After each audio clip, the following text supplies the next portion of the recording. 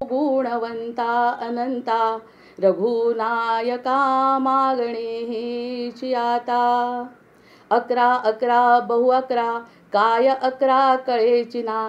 गुप्त ते गुप्त जाणावे आनंद वनभुवनी. जयाचा जगी जन्मनामार्थ झाला जयाने सदा वासनामात केला. जयाच्या मुखी सर्वदा नाम कीर्ती नमस्कार त्या ब्रह्मचैतन्य मूर्ती. नेत्राने गुरुराजमूर्ती आपुली मी जे धवा पाहिली. तू विष्णू शिव तूच दैवत मला तू तात तू माऊली. झाला भाव मनात या मग करू कोणास पाचारण. प्रल्हाद गुरुराजया नित तुम्हा माझे असो वंदन माझे असो वंदन. जय जय रघुवीर समर्थ. सद्गुरूंच्या चरणी नतमस्तक होऊन आजच्या व्याख्यानाला सुरुवात करते. मार्गशीर्षाचा महिमा अतिशय थोर आहे. मार्गशीर्षाच्या महिन्याबद्दल स्वतः भगवंत सांगतायत. बृहत्साम तथा सामनाम गायत्री छंद सामहम मासानाम मार्गशीर्षोहम ऋतूनाम कुसुमाकरहा. याचा अर्थ असा आहे, सामांमध्ये बृहत्साम गायत्री मी छंदात, मासामध्ये मार्गशीर्ष मी, ऋतूमध्ये मी फुलवंत. असं भगवंत स्वतः गीतेमध्ये म्हणतात. आता या मासाचं वैशिष्ट्य असं आहे, आजपासून सुरू झालेलं आहे. यामध्ये येणारी एकादशी, आता आपल्याला या मासावर बोलायचं नाही आहे, पण यामध्ये येणारे महत्त्वाचे सण म्हणजे आपली शुद्ध एकादशी, ज्याला गीता जयंती म्हणतात. आणि गीता जयंती ही मोक्षदा एकादशी असल्यामुळे आणि स्वतः भगवंतांनी गीता या महिन्यात सांगितलेली असल्यामुळे या सगळ्या गोष्टींचं अनन्यसाधारण महत्त्व आता या मार्गशीर्षात सुरू झालं आहे. आता दुसरी एक महत्त्वाची बाब अशी आहे की हेमंत आणि शिशिर या ऋतूंचं एकत्रीकरण म्हणजे संध्या अशी आपल्याला बघायला मिळते समतोल वातावरणाचा. आणि त्या ठिकाणी आपण म्हणतो उत्पत्ती स्थिती आणि लय. उत्पत्ती स्थिती लय ब्रह्मा विष्णू महेश असं ज्यांचं नाव आहे असे दत्त जयंती आपल्याला ही 3 तत्व सत्व रज आणि तम गुणांनी वसलेली अशी ही जी त्रिगुणात्मक दत्तमूर्ती आपल्याला पौर्णिमेला आपल्याला तिचं दर्शन होत आहे. या दिवशी तिचा जन्म आहे. दत्तात्रय रूपाने त्रिगुणाचं महत्त्व आपल्याला या मार्गशीर्षात कळत आहे. मग मार्गशीर्ष कसा, तर मार्गशीर्षामध्ये गीता जयंती म्हणजे स्वतः भगवंतांनी मासाबद्दल म्हणून महत्त्व केलं आहे की सामांमध्ये बृहत्साम मी गायत्री मी छंदात आणि मासामध्ये मार्गशीर्ष मी ऋतूमध्ये मी फुलवंत हे स्वतः सांगितल्यानंतर पुन्हा दत्तात्रयांचं अवतीर्ण होणं याच महिन्यात असल्यामुळे सत्व रजगुण तमगुण यांचं एकत्रित होऊन त्याचा समतोल राखण्याचं काम जर आपण त्यांची उपासना केली तर होऊ शकतं. असे 2 मोठे योग या महिन्यामध्ये जुळून आले आहे. त्यामुळे मनामध्ये प्रश्न येणं आणि सद्भक्तांच्या मनामध्ये प्रश्न येणं, जे भक्त आहेत त्यांच्या मनामध्ये प्रश्न येणं आणि त्या प्रश्नांना जर तशी उपासना करता आली या महिन्यामध्ये तर अधिकस्य अधिकम फलम, जसं आपण अधिक महिन्याचं महत्त्व जाणतो तितकंच महत्त्व या मार्गशीर्षाचं आहे. कोण कसे या प्रश्नापाठी आयुष्याची संध्या होते. शरण जाता श्री गुरुशी मग कार्याची ओळख होते. करता एक रघुनंदन हे शरणागत होताच उमगते. प्रश्न मनीचे विरून जाती एक तत्व हे मनी प्रगटते. गुरुकृपेच्या ऋणातून या कोण कसे होई उतराई. हात मस्तकई सदैव वत्सल जैसा ठेव तसे आई. असे दोघं वत्सल भक्त वत्सल आपल्याजवळ असताना मार्गशीर्षाचं महत्त्व आपल्याला जास्त बोलायचं नाही कारण आपला विषय वेगळा आहे. पण ह्या 2 विभूतींचे आपल्याला या ठिकाणी आशीर्वाद घेता येतात. असा हा महिना अतिशय उत्तम. आजपासूनच याला सुरुवात झाली आहे आणि 2 मोठे एकादशी तर त्यातल्या त्यात मोक्षदा एकादशी नाव आहे. अशा प्रकारे या महिन्याला अतिशय उत्तम प्रकारे सुरुवात झाली आहे. वातावरणामधले जे 3 गुण आहेत त्याचं सुद्धा समतोल राखता येतो म्हणजे आपली बुद्धी मनावर नियंत्रण या सगळ्या गोष्टी या ठिकाणी शक्य होतात जर दत्तगुरूंच्या ठिकाणी म्हणजे सद्गुरूंच्या ठिकाणी आपण जर आपलं मस्तक ठेवलं तर. आता दासबोधामध्ये समर्थ म्हणतायत तैसा संसारे दुखावला त्रिविध तापे पोळला तोची एक अधिकारी झाला परमार्थासी. परमार्थाचा अधिकारी कोण आहे? ज्याला त्रास आहे, ज्याला दुःख होतंय, अशा पद्धतीने समर्थ म्हणताय अरे दुःख झालं तर याचं वाईट वाटून घेऊ नको. उलट या दुःखातूनच तुला अतिशय सुंदर असा मार्ग मी दाखवतो आणि तू कशाचा अधिकारी आहे? परमार्थाचा अधिकारी आहे. परमार्थ जे निरूपण करतात त्या ठिकाणी तर पूर्ण त्यांची लक्षणं सांगितली आहे. पण कोण परमार्थाचा अधिकारी आहे? की ज्याच्या मनामध्ये आता इच्छा निर्माण झाली आहे की या संसारात मला काही आनंद मिळत नाही, जो त्रिविध तापे दुखावला, स्फुरे विषयी कल्पना ते अविद्या, स्फुरे विषयी कल्पना ते अविद्या, स्फुरे ब्रह्म रे जाण माया सुविद्या.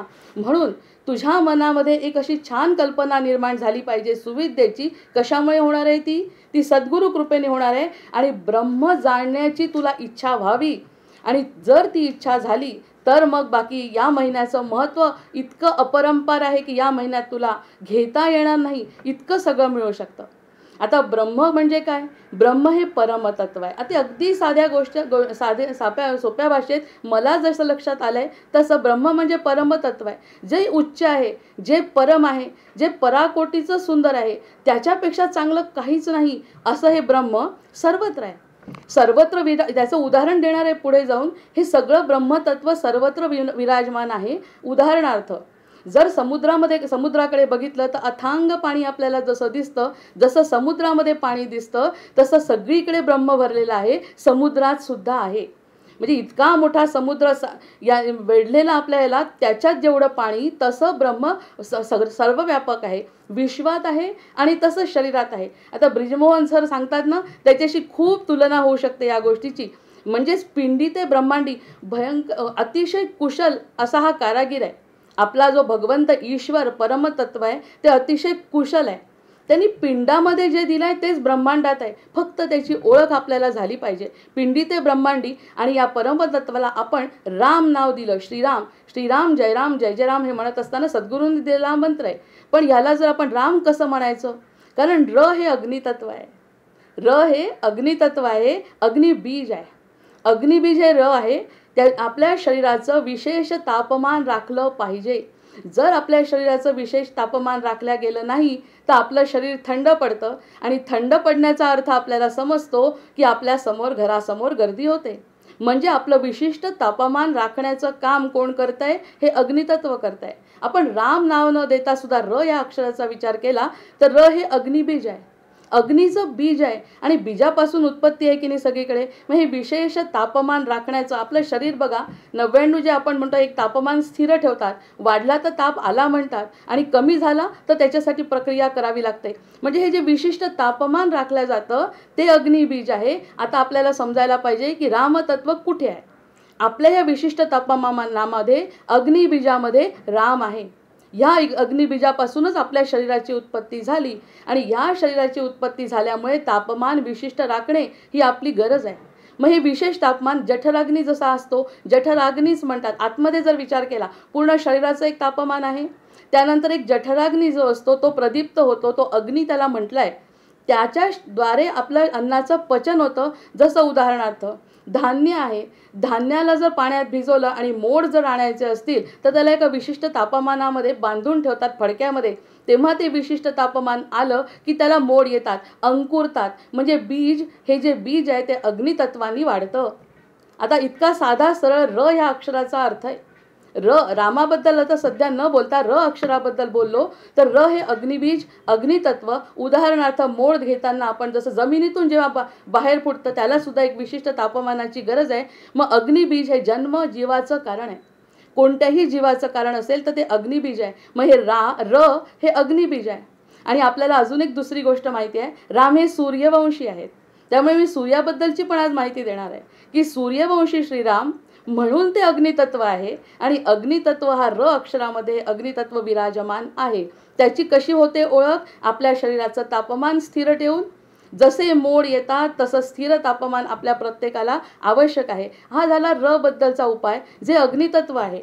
आणि अग्नीशिवाय काहीच नाही. आपल्याला जो दिसतो सूर्यनारायण तो अग्नितत्व आहे. अग्नीचं ते पूर्ण रूप आहे.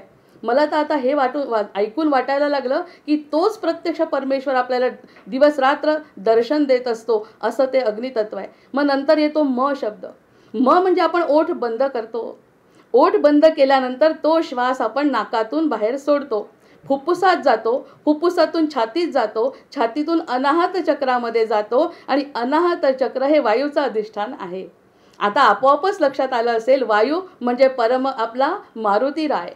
मग आता ओठ बंद करून जेव्हा आपण आतमध्ये घेतो, म्हणजे बीजतत्व आपल्याजवळ आहे, जे आपल्या हृदयात कसं आहे तेही सांगते, की जे आतमध्ये आहे. महान मारुती काय करतोय, फुफ्फुसातून छातीतून अनाहत चक्रामध्ये ज्या ज्या ठिकाणी वायूचं अधिष्ठान आहे तिथपर्यंत हा नाकातला वायू आपल्या आतमध्ये पोहोचतो.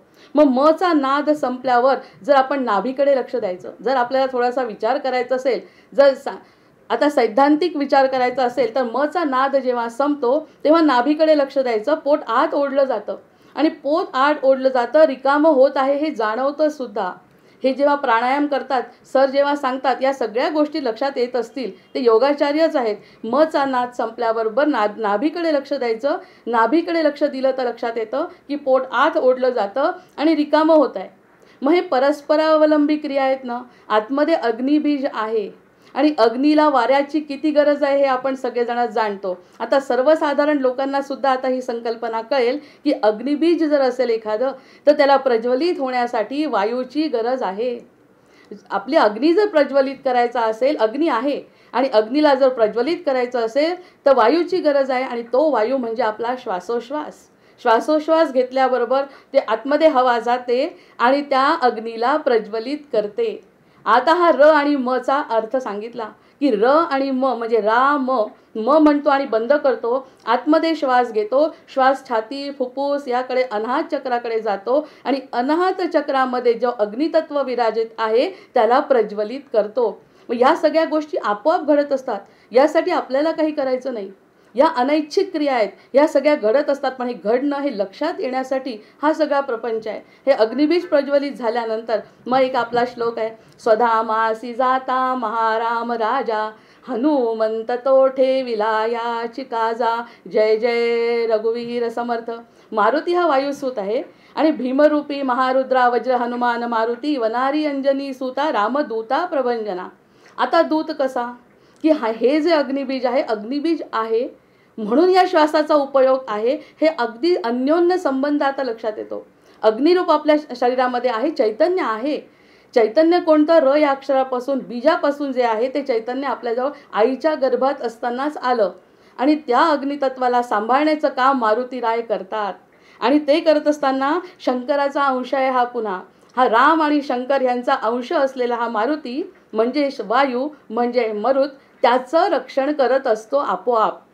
मग हे आपोआप रक्षण करत असतो हे लक्षात केव्हा येतं, जेव्हा आपण परमार्थाचा अधिकारी व्हायचा प्रयत्न करतो तेव्हा. अरे हे तर संबंध आपल्या लक्षात यायला पाहिजे. र अग्निबीज आहे, धान्याला मोड येतात म्हणजे नक्कीच तापमानाची आवश्यकता आहे. ते चैतन्य स्थिर ठेवायचं असेल, ते थंड पडून असेल द्यायचं, तर वाऱ्याची गरज आहे.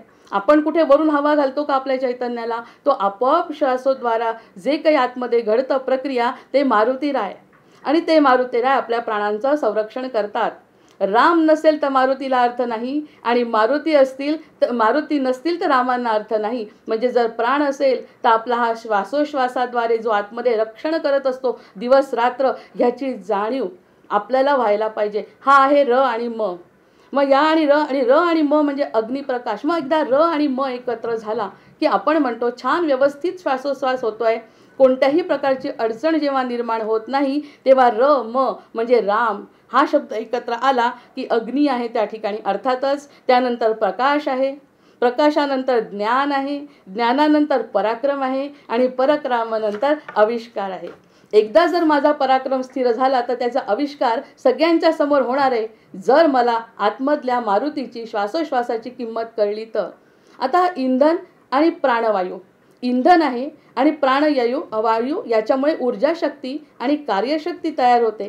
प्रत्येक पंचमहाभूतामध्ये अग्निबीज असतं. म्हणजे जडातला जड, पर्वत जरी असला, ओंडका जरी असला, पाणी जरी असलं तरी त्याचं बीज असतं.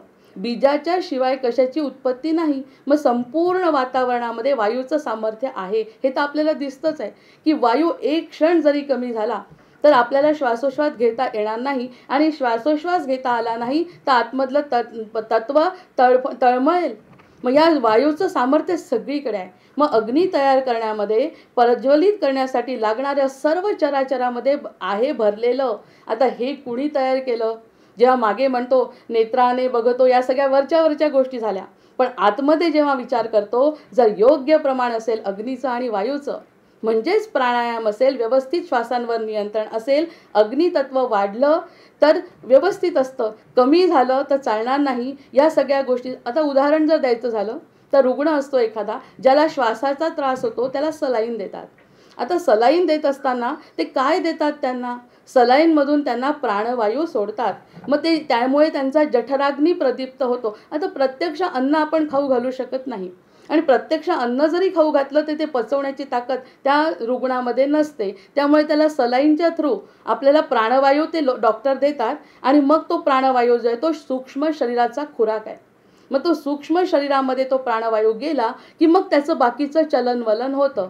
म्हणजे आपला जो आत्मा तळमळत असतो त्याला आपण प्राणवायू देतो, म्हणजे सलाईनद्वारे देतो. ही वरची क्रिया अंतर्गत घडते, जठराग्नी प्रदीप्त होतो, त्या अन्नाचा तो स्वीकार करू शकतो. जर हा जठराग्नी प्रदीप्त झाला नाही, अन्नाचा स्वीकार होणार नाही, चैतन्याला त्रास होईल आणि कोणत्याही क्षणी चैतन्य बंद पडेल. हा र आणि म चा संबंध डॉक्टरांनी सुद्धा मानलाय. मग पेशीमध्ये भरलेला आहे सगळा हा प्राणवायू. हे आपण पाठवतोय का? आपण एखाद्या ठिकाणी जरी चित्र काढायचा प्रयत्न केला तर त्या चित्रापर्यंत आपण प्रत्येक ठिकाणी रंग पोहोचवू शकणार नाही.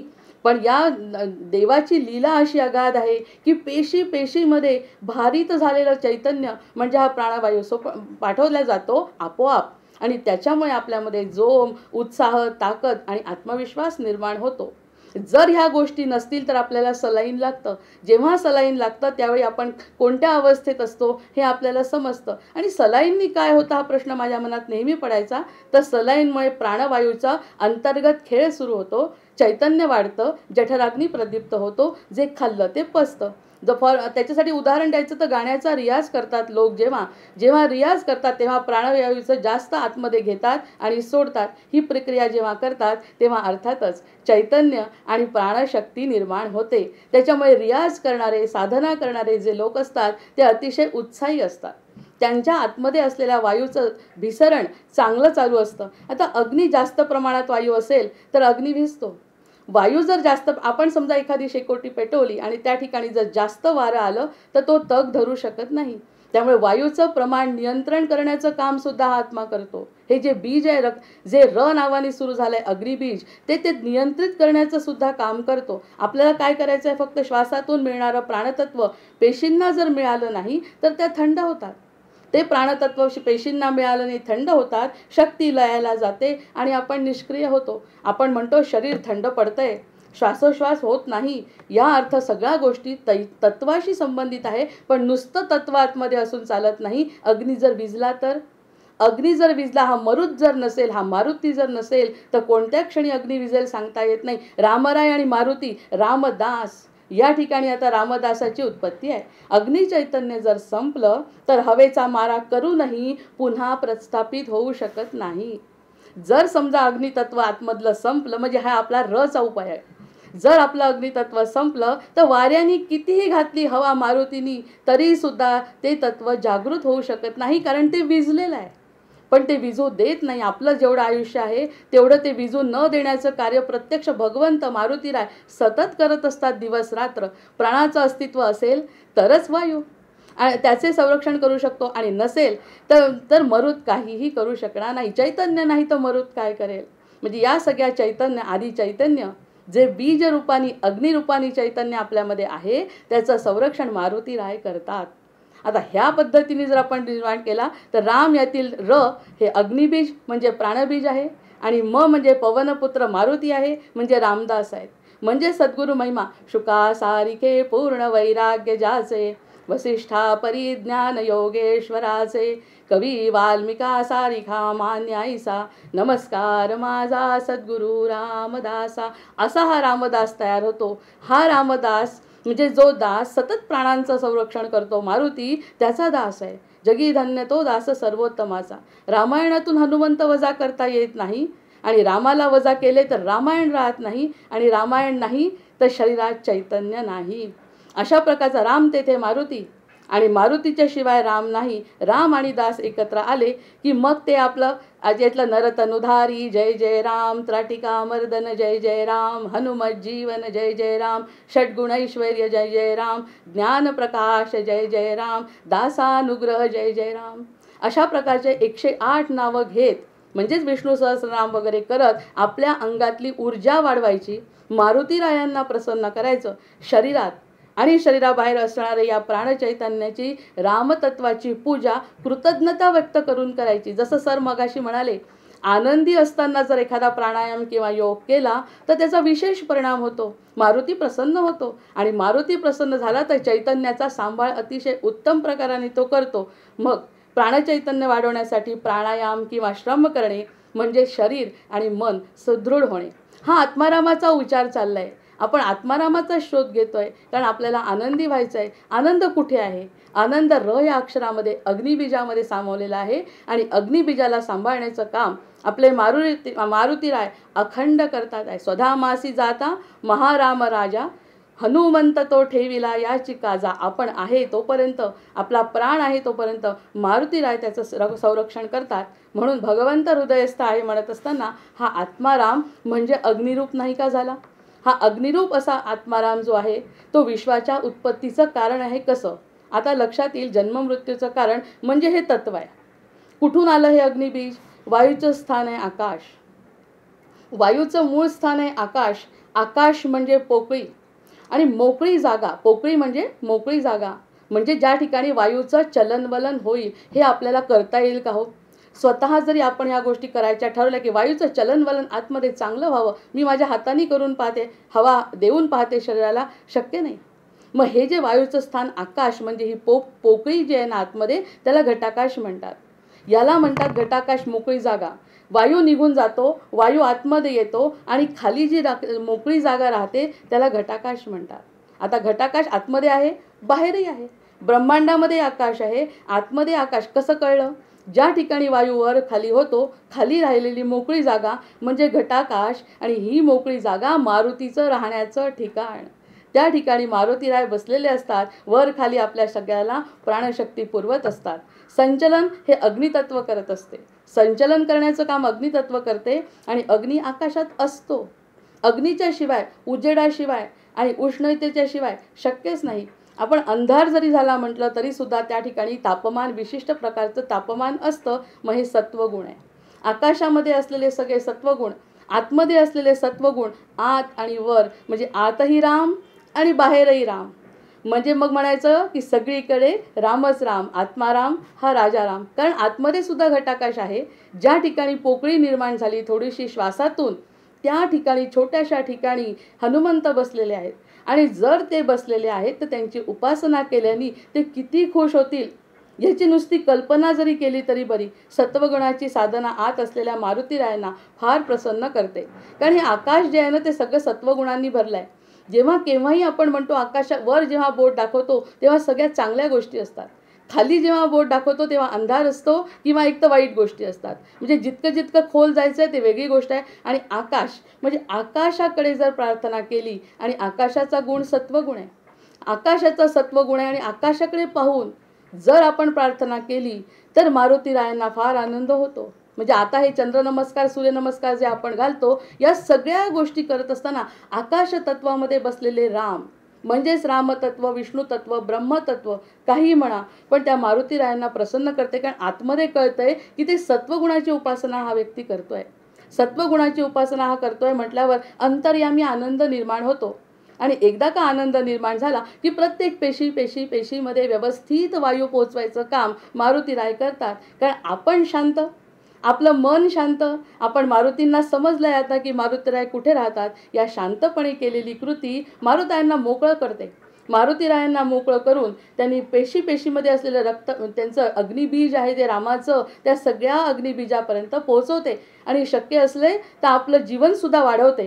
कारण या व्यक्तीने प्राणायाम केला, या व्यक्तीने श्वासावरती नियंत्रण आणलं, तर मी इतका खुश आहे की रामतत्व जिवंत ठेवण्याची जबाबदारी माझी आहे म्हणतात हनुमंतराय. जितकं आत असलेली ही अग्निज्योत सर्वत्र आहे. मग ही अग्निज्योत अर्थातच दगडामध्ये, पाणीमध्ये, झाडामध्ये, ओंडक्यामध्ये, समुद्रामध्ये सगळीकडे आहे आणि ती प्रज्वलित आहे. आपण एखाद्या ठिकाणी देवस्थानाच्या ठिकाणी जातो आणि त्या ठिकाणी अग्नी प्रज्वलित असलेली धुनी असते, त्याचं आपण विशेष दर्शन घेतो. मग ते दर्शन म्हणजे कशाचं प्रतीक आहे आता आपल्याला कळायला पाहिजे. इकडे सगळ्या ब्रह्मांडामध्ये जो उजेड आहे, जो प्रकाश आहे, जी उष्णता आहे, जे सूर्यनारायणांनी निर्माण केलेली आहे, हे सूर्यवंशी श्रीराम या अखंड प्रज्वलित ठेवलेली ही ज्योत आपल्या नजरेला दिसली पाहिजे. आपण एखाद्या संतांकडे जेव्हा जातो तेव्हा ते संत आपल्याला सांगतात की या धुनीचं दर्शन घ्या आणि त्या धुनीचं दर्शन घेत असताना आपल्या मनामध्ये प्रबोध व्हायला पाहिजे की ही धुनी म्हणजे सर्वत्र असल्या ब्रह्मांडामध्ये असलेली ही धुनी म्हणजे आपल्या सूर्यनारायणाचं जे वैशिष्ट्य आहे ते आपल्याला समजायला पाहिजे. म्हणून म्हणतात वन्ही तो चेतवावा चेतविताच चेततो. नाही चेतवला, शांत राहिलो, उदास राहिलो आणि आपण कृतिशील राहिलो तर तो विझून जातो आणि विझल्यानंतर नैष्क्रिय येतं, आपल्याला काहीही करावं वाटत नाही. वन्ही तो चेतवावा चेतविताच चेततो. म्हणून त्यांनी म्हटलं इतर देव देवत. आता आपण सूर्याचं आपण महत्त्व सांगते, सूर्यवंशी श्रीरामांचं आता महत्त्व सांगते. आरोग्यम भास्करात छिद्देत, सूर्यनारायणाचा अधिकार आहे. सूर्यनारायणाचा अधिकार कसा? जर सूर्य उगवला नाही एक दिवस तरी आपलं चैतन्य निर्माण होणार नाही. आणि मुख्य गोष्ट महत्त्वाची अशी आहे की इतर देव दैवत ग्रहगोल तारे विश्वाचं भरण पोषण सगळं संवर्धन संचलन ब्रह्मांडाचं करणारा हा सूर्य आहे. हा जो सूर्य आहे ते अग्निबीजापासून उत्पन्न झालेला हा एवढा ब्रह्मांड गोळ तेजोमय असा हा सगळ्या विश्वाचं भरण पोषण करतो. विश्वाचं तर करतो, आपलं सुद्धा करतो. ते जे बीज आहे त्या बीजातूनच आपल्यामध्ये जी उत्पत्ती झाली आहे रची म्हणजे छोटं बीज आपल्यामध्ये निर्माण झालं या सूर्याच्या उष्णतेमुळेच झालं. ते विशिष्ट तापमान केंद्रित झालं आणि आपल्यामध्ये ते चैतन्य आपल्या अंगामध्ये आलं. म्हणून जयाचार था एकची चक्र पाही नसे भूमी आकाश आधार काही असे पारती पांगुळा या रथासी नमस्कार त्या सूर्यनारायणासी. करायला हवा की नाही? हा जो सूर्यनारायण आहे सगळ्या जगाचं भरण पोषण करणारा सूर्यनारायण ते अग्निबीज हे अग्नितत्व आहे.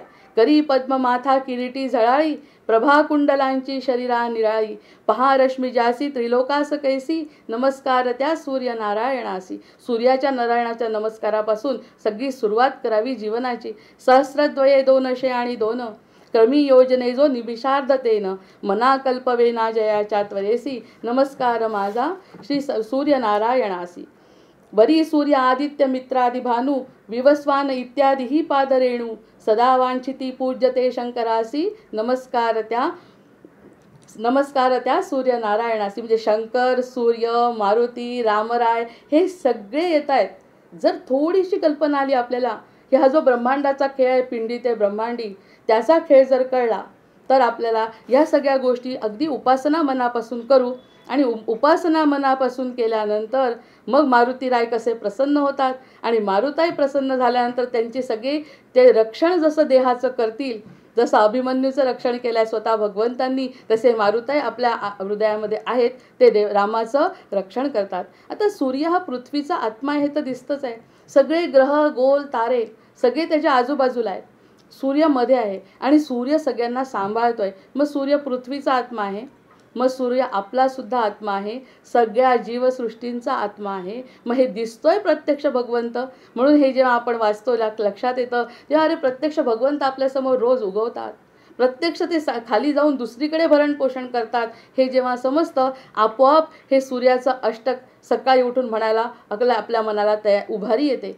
संध्याकाळी अर्घ्य द्यायचं आहे, सकाळी उठल्या अष्टक म्हणायचं आहे. मग काय होतं त्यामुळे की आतलं जे अग्निबीज आहे जे जीवात्मा आहे तो सूर्याचाच अंश आहे समजतं. सूर्यवंशी श्रीराम काय आहे ते समजतं, आपला आत्मा काय आहे ते समजतं. हा अद्वैत योग आहे. तो आणि मी वेगळा नाही, ते बीज माझ्यामध्ये आहे. हा अतिशय मोठा सिद्धांत आपल्याला कळू शकतो. प्रयत्न केला तर हा कळू शकतो. कारण अग्नितत्वाच्या शिवाय आपल्या शरीराची भरण पोषण होत नाही म्हटल्याबरोबर सूर्यामधलं जे अग्निबीज आहे ते आपल्या आत आहे. आणि आतमध्ये असलेला वाढलेला जर अग्नी असेल, अग्नी जर वाढला तर आपल्याला चालणार नाही. कोणाचा तरी व्हिडिओ सुरू आहे. आयुष्याला पूर्णविराम मिळतो आणि जन्ममरणाचा फेरा सुटतो केव्हा? जर सूर्यनारायणाची उपासना केली, आतल्या मारुतीला आपण जर खुश केलं आणि मारुती जे रक्षण करतो ते आपल्याला समजलं, तर विवेके कुडी कल्पना पालटीजे, मना साजना राघवी वस्ती कीजे. म्हणून मनाला समर्थ समजवतायत की बाबा रे, हे सगळं ब्रह्मांडामध्ये जे भरलं आहे ना, ते सगळं तुझ्यामध्ये सुद्धा भरलेलं आहे. आणि तुझ्यामध्ये भरलेलं आतमध्ये असलेले जे तत्व आहे, त्या सगळ्या गोष्टी तुला समजायला पाहिजे. आता विश्व आणि जीव, पिंडात आणि आता काही वेगळं कठीण वाटत नसेल. आजचा जो सिद्धांत आहे तो अगदी सोप्या सोप्या उदाहरणांवरून आपल्याला समजू शकतो. तर जर डोळे उघडे केले तर आपल्याला या गोष्टी खरंच दिसतात आणि असं वाटतं खरंच यांनी सकाळी स्तोत्र म्हणायला सांगितलं, आपण म्हटलं असतं तर. पण तेव्हा न कळता म्हणण्यापेक्षा कळून जर आपण ह्या गोष्टी केल्या, जसं सर म्हणतायत की जर कळून आनंदाने एक योग केला तर त्याच्या आतमधल्या गोष्टींना अतिशय चांगला परिणाम होतो. तसा मग विश्व आणि जीव म्हणजे काय आहे त्याचा अनुभव बघा कसा आहे. तो पिंडात आहे तेच ब्रह्मांड, ते सोपी गोष्ट नाही आहे. आपण घरामध्ये छोटीशी भातुकली मांडली तरी सुद्धा इथे कमी तिथे जास्त, तिथे कमी तिथे जास्त, असा कितीही कुशल कारागीर असला तरी सुद्धा असं घडतं. पण या ब्रह्मांडाची रचना अशी आहे, सप्त नद्या. आता आतमधलं विज्ञान मला माहिती नाही जास्त, पण पिंडी ते ब्रह्मांडी म्हणतात, याचा अर्थ आतमध्ये चैतन्य, बाहेरही चैतन्य, आपलं आतमधलं चैतन्य असेल तरच या सगळ्या गोष्टीचा उपयोग आहे.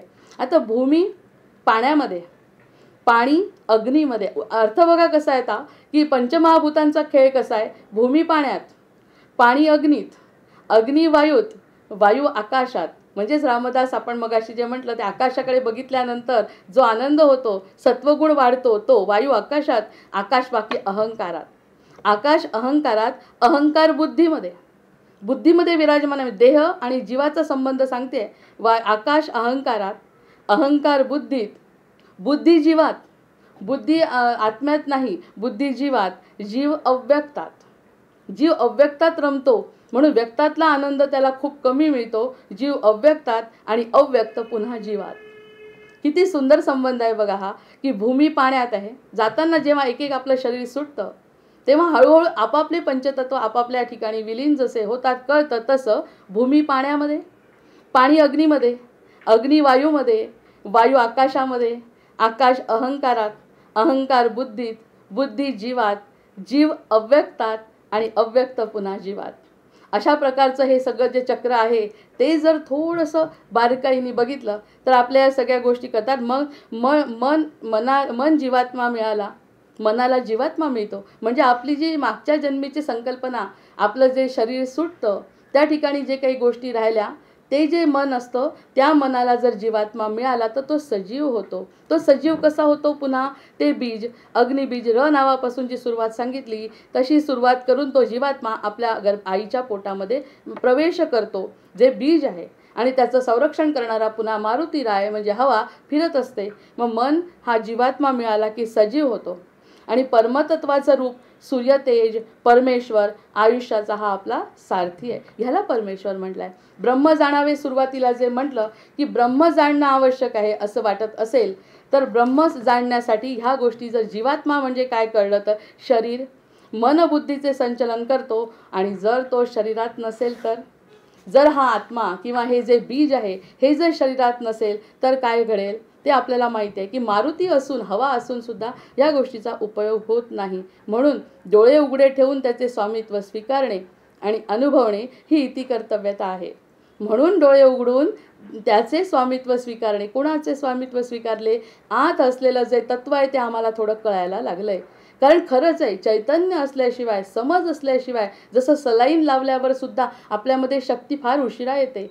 जेव्हा ते सलाईन आपल्या जठराग्नीला जागृत करेल, जठराग्नी एखादी गोष्ट स्वीकारेल, तेव्हाच ते औषधसुद्धा लागू पडतं. औषध लागू पडणे म्हणजे जठराग्नी ते स्वीकारणे. या सगळ्या गोष्टी केव्हा घडतात?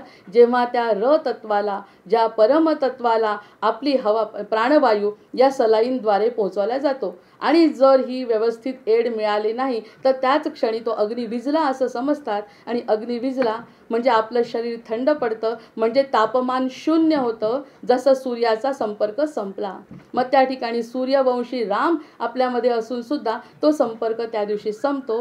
म्हणून डोळे उघडू ठेवून त्याचं स्वामित्व स्वीकारलं पाहिजे. तू जोपर्यंत माझ्या शरीरात आहे तोपर्यंत पटकन मारुतीची उपासना करावी. आणि मारुतीची उपासना केल्यावर शंकराची उपासना करावी, रामांची उपासना करावी आणि उपासना करून अंतरस्थ परमात्म्याला समाधान द्यावं. आणि त्याला जर समाधान मिळालं तर बुद्धी शांत होते आणि विवेकाने वागायला लागते. आणि विवेकाने वागल्यानंतर ह्या नंतरच्या ज्या गोष्टी आहेत की आकाश हे अहंकारामध्ये तल्लीन बदलतं आणि अहंकार हा बुद्धीत असतो. मग बुद्धीला कमी केल्यानंतर अहंकार हे तत्व बाजूला होतं आणि आपोआपच अंतरात्मा खुश होतो. आणि अंतरात्मा खुश होणे हेच तर आपलं वैशिष्ट्य आहे. आपल्याला जे सुखाचा शोध चाललाय सारखा, याच्यात सुख नाही, त्याच्यात सुख नाही, त्याच्यात का मिळेल सुख आपल्याला? कारण आपण कोण आहे, आपल्यामध्ये कोणतं तत्व आहे, त्या तत्वाला काय आवडतं, त्या तत्वाला जे आवडतं ते परमतत्व आहे. त्याला अशा तशा गोष्टी कशा आवडणार? कल्पवृक्षाखाली बसलो आणि त्याला जर गारगोटी मागितली तर त्याला कशी आवडेल? आपला अतिशय मोठा परमेश्वर आपले वडील आहेत. मग त्या वडिलांना काय आवडतं हे आतल्या मारुतीला कळतं. आणि कळल्यानंतर जर तो प्रसन्न असेल तर तो रामरायांची आतल्या आतच सेवा करतो, सात्विक तेज देतो, सत्वगुणाची वृद्धी होते. आणि या सगळ्या गोष्टी करण्यासाठी मार्गशीर्षासारखा महिना सापडणार नाही. आलाय त्याची संधी घेत त्या सगळ्या तत्वाला ओळखून मनाची शते ऐकता दोष जाती, मती म्हणतते साधना योग्य होती, असं जर कळलं. आता खूप ठिकाणी ज्ञान पडलेलं आहे, जिकडे तिकडे ज्ञान आहे, यूट्यूबवर आहे, वाचन आहे, ग्रंथ आहेत, मनन आहे, चिंतन आहे, सांगणारे खूप आहेत. पण पटलं पाहिजे ना मनाला. जर ते पटलं, अरे ह्या सगळ्या गोष्टी केल्याने आंतरिक समाधान मिळतंय, तर मग आपण ते करू ना. मग तेव्हा मनाची शते ऐकता दोष जाती, मती म्हणतते साधना योग्य होती. जे मतिमंद असतात ते सुद्धा साधना करू शकतात. सुरुवातीला सांगितलं परमार्थाचा अधिकारी कोण? ज्यांना अशी इच्छा होते, ज्यांना समस्त पृथ्वीमध्ये काय चाललंय, पृथ्वीचा आत्मा सूर्य, आणि सूर्य उगवतो ते प्रत्यक्ष रूपात भगवंत रोज दर्शन देत आहेत आपल्याला. म्हणून काही लोक आयुष्यभर सूर्याचं स्तोत्र म्हणतात आणि रात्री संध्याकाळी अर्घ्य देतात नदीमध्ये जाऊन. ह्या सगळ्या गोष्टी आता मना पटायला लागतात. या सगळ्या गोष्टी करण्याने त्यांना काय समाधान मिळत असेल याची नुसती कल्पना जरी केली तरी आपल्याला तृप्त व्हायला होतं. मनाची शते ऐकता दोष जाती, मती म्हणतते साधना योग्य होती. चढे ज्ञान वैराग्य सामर्थ्य अंगी, म्हणे दास विश्वासता मुक्ती भोगी. जर तो दास झाला तर बाकी मुक्ती भोगू शकतो. आणि मुक्ती भोगण्यासाठी समर्थांनी सांगितलेले शब्द, समर्थांनी संतांनी सांगितले, अमृतानं बोललेला आहे ज्ञानेश्वरांनी. तो सांगत असताना त्यांना इतकं वाटतं सगळ्यांना समजावं, पण ते समजण्यासाठी आपलं मन स्थिर व्हायला पाहिजे. आपल्या मनाला असं काहीतरी वाटलं पाहिजे या सगळ्या गोष्टी अशा आहेत का? म्हणजे सद्गुरूंनी श्रीराम जयराम जय जयराम म्हणायला सांगितलं, नुसतंच म्हणायचं. त्यापेक्षा हा जो राम आहे हा श्वासामध्ये आहे असं जेव्हा म्हणतो, ती पोकळी जेव्हा भरून निघते, हनुमंत शांत होतात आणि प्रत्येकाच्या हृदयात चिरंजीव रूपाने असलेला तो मरुत, तो वारा, त्याला हनुमंत म्हणा किंवा काही म्हणा. आता आपण रामदासी आहोत म्हणून आपण राम आणि असा संबंध लावतो. जे शैव असतील ते त्यांची वेगळी साधना करतील, पण आहे श्वासात चिदानंद रूपम शिवोहम शिवोहम, ते सुद्धा तेच म्हणतात मारुतीची उपासना करून. म्हणून रामकृपा मिळवणे हे प्रत्येक साधकाचं अगदी ध्येय असलं पाहिजे. जर सद्गुरूंकडे आपण गेलो तर सद्गुरूंना सांगितलं मला घर द्या, मला बंगला द्या, मला नातू द्या, मला मुलं द्या, ते देऊ शकतात. पण त्याहीपेक्षा पुढे तुम्हाला जायचं आहे, तुम्हाला आत्माराम ओळखायचा आहे. तुमच्या हृदयामध्ये मी स्वतः बसलोय असं म्हटल्यानंतर बाकी अगदी खडबडून जागं व्हायला पाहिजे. आणि मग प्राणायाम करायचा, साधना करायची, व्रत करायचे, वैकल्य करायचे. कसे? जे आपल्या मारुतीला, आतल्या मारुतीला ज्यांनी समाधान मिळेल, जो खुश होईल त्याच्यासाठी उपासना करणे. मग आता कोणी कशी करेल, कोणी कशी करेल, एक मार्ग नाही. आता जे वारकरी जातात ते वजन नाचत नाचत जातात, शरीराला थकवा येतो त्यांच्या, पण त्यांच्या अंगामध्ये जे चलनवलन वाढतं, ज्यांचं तो श्वासोश्वासांवरचं नियंत्रण, त्यांना प्रत्यक्ष म्हणे विठ्ठल भेटलेला आहे रस्त्यामध्ये, असा त्यांचा अनुभव आहे. मग रामदासी काय आणि कोणी काय, सगळ्यांना हा प्रकारचा अनुभव येतो, कारण आत्मचैतन्याची ओळख त्यांना होते. मी करता ऐसे म्हणसी, मी करता ऐसे म्हणसी, तेणे तू कष्टी होसी. मी करतो मी करतो मी करतो असं केलं की कष्ट लागलेच आहे जीवाला. जर मी करतो, आईनी सध्या घरामध्ये म्हटलं की बाबा रे माझ्यामुळे तू वाढला आणि माझ्यामुळे तू एवढा हुशार, माझ्यामुळे तू शिक्षण घेतलं. एक दिवस मुलगा सुद्धा म्हणेल की आई तू नसतं केलं, ज्यांना आई नसते त्यांची सुद्धा मुलं अगदी परदेशात शिकायला गेले. असं बोलेपर्यंत वेळ आणतो आपण इतका अहंकार चित्तामध्ये. मी करता ऐसे म्हणसी, तेणे तू कष्टी होसी, राम करता ऐसे म्हणता, पावसी यश कीर्ती प्रताप. जर राम करता आहे असं म्हटलं, सर्व दृष्टीने लहान आहेत आपण, सर्व दृष्टी ज्ञानाने नाही, पण एक आत्मतत्वाची ओळख करण्याचा अधिकारी प्रत्येक जीव आहे. अगदी शेळी मेंढीपासून सगळेजण त्या गोष्टीचे अधिकारी आहेत, पण त्यांना ते समजत नाही, कारण त्यांना ती बुद्धी दिलेली नाही. त्यांची ती भोगयोनी आहे. त्यांच्या भोगयोनीमध्ये सद्गुरू समोर येऊन उभे राहिले, बाई ग तू जप कर तप कर, ती करू शकणार नाही. तू शांत हो, तुला उलट वाघाने खाल्लं त्याच्यातच तुझं जर परमकल्याण आहे तर ती खाऊ देते. याला दुसरा पर्याय नाही, कारण ती भोगयोनी आहे. आपलं तसं नाही आहे. आपल्याला कळून घेण्यासाठी प्रत्येक सत्पुरुष तळमळ करत असतात, आणि त्यांचा जर आशीर्वाद मिळाला तर या सगळ्या गोष्टी आपल्याला थोड्या समजू तरी लागतात कमीत कमी, की आपल्याला लोकांना खुश नाही करायचं आहे, करायचं आहे खुश स्वतःला. जे आतमध्ये बसलेले मारुतीराय आहेत ते व्रतस्थ आहेत, त्यांना दुसरं काही आवडत नाही, ते अतिशय शुद्ध आहे. अतिशय शुद्ध असं तत्व आतमध्ये बसलंय, त्याला कशाचाही अहंकाराचा वारा नाही. ते चिदाकाश रूप आहे. राम करता ऐसे म्हणसी तर पावसी यश कीर्ती प्रताप. आता आपण म्हटलं की रामदासाबद्दलच बोललो, रामाबद्दल हे रामचैतन्य विश्वाच्या उत्पत्तीचं कारण आहे असं आपण जर म्हटलं, तर कृष्ण मानणारे म्हणतात कृष्ण हे विश्वाच्या उत्पत्तीचं कारण आहे. हे दोघंही विष्णूचेच अवतार आहेत ना. ज्यालाही मानलं, काहीही मानलं, ते तिथे जाणारा वक्ता किंवा जो त्यांचा अधिकारी असेल तो तिथपर्यंत रामापर्यंत कसं जायचं ते सांगतात, हे कृष्णापर्यंत कसं जायचं सांगतात, शिवापर्यंत कसं जायचं सांगतात. पण तत्व बाकी एकच आहे. मायेची ऊब ही जी आहे ती गर्भावस्थेतच प्राप्त होते. ही जी ऊब, मग ह्या उबेचा अर्थ असा की माऊलींच्या ठिकाणी सुद्धा ऊब आहे, परमेश्वराच्या ठिकाणी ऊब आहे. त्या ठिकाणी जाण्याची इच्छा निर्माण होणे म्हणजे आपलं जे अग्निबीज आहे ते तेवत ठेवणे आहे. वन्नी तो चेतवावा, आणि चेतवत ठेवून आम्हाला परमतत्वापर्यंत पोहोचायचं आहे. कारण परमतत्वासाठी हनुमंत आमचं रक्षण करतायत हे जोपर्यंत आपल्या मनाला पटत नाही तोपर्यंत आपण अज्ञानाचा पगडा आपल्या बुद्धीवरचा दूर होऊ असं अद्वितीय असं जे तत्वज्ञान आहे त्याला आपण म्हणतो अद्वैत तत्वज्ञान. तू आणि मी वेगळा नाही. आणि जर द्वैतामध्ये जायचं असेल, तू आणि मी वेगळा आहे तर मी तुझा दास आहे. हे अतिशय सुंदर द्वैतातलं तत्वज्ञान. आणि अद्वैत असेल तर बाबा रे तू आणि मी वेगळा नाही असं जर म्हटलं तर दिवी सूर्य सहस्रस्य भवेद्युपतिथा यदि भा सदृशी सास्या दभा सस्य महात्मनः तत्रैकस्थं जगत्कृष्णं प्रतिभक्तमनेकधा अपश्यद्देव देवस शरीरे पांडवस्तदा. श्रीकृष्णांनी गीतेमध्ये, आता मोक्षदा एकादशी येते आहे, ज्या दिवशी गीतेत जे सांगितलंय त्याचा एक श्लोक घेणं आपलं आद्य कर्तव्य आहे. रामाबद्दल बोलत असताना कृष्ण काही वेगळा नाही. वेगळा म्हणजे त्याच्यापर्यंत पोहोचण्यासाठी माऊलींनी आणखी मार्ग सांगितले. आकाशात सहस्रावधी सूर्य. आकाश, आता सूर्याची माहिती पण सांगितली की सूर्याच्या प्रकाशाची किंमत आपल्याला कळली. जो किती छान रक्षण करतोय आमच्या बीजाचं ते कळलं. तर आकाशात सहस्रावधी सूर्यांचा एकदम उदय झाला. आकाशामध्ये सहस्रावधी सूर्यांचा एकदम उदय झाला असता जो प्रकाश प्रगट होतो तोही विश्वरूप परमात्म्याच्या प्रभेची बरोबरी क्वचितच करेल. इतक्या हा परमात्म्याचा प्रकाश आहे. सूर्य असे हजारो सूर्य जरी प्रकाशित झाले तरी सुद्धा परमात्म्याचा प्रकाश कमी आहे. असं एवढं जबरदस्त अग्निबीज म्हणजेच ते तत्व, त्याला राम म्हणा, कृष्ण म्हणा, शिव म्हणा, ब्रह्म म्हणा, ते सगळं ब्रह्मतत्व आकाशात सत्वगुणासाठी आपल्यासाठी विराजमान आहे. आणि तेच आपल्यामध्ये थोड्या प्रमाणामध्ये टाकलेलं आहे. त्या थोड्याची वृद्धी करण्याचं काम हनुमंत श्वासोश्वासाद्वारे सतत रक्षण करून करत असतात. ह्याची जाणीव प्रत्येक साधकांनी भक्तांनी ठेवली ना तर मग हनुमंतराय निश्चित कारण कोणाच्याही कडे जेव्हा आपण प्रेमाने बघतो तेव्हा ती व्यक्ती खुश होते. प्रेम, भक्ती, समर्पण या ज्ञानाच्या पायऱ्या आहेत, भक्तीच्या पायऱ्या आहेत. त्या जर तिथपर्यंत पोहोचल्या तर मारुती काय नाही करू शकत.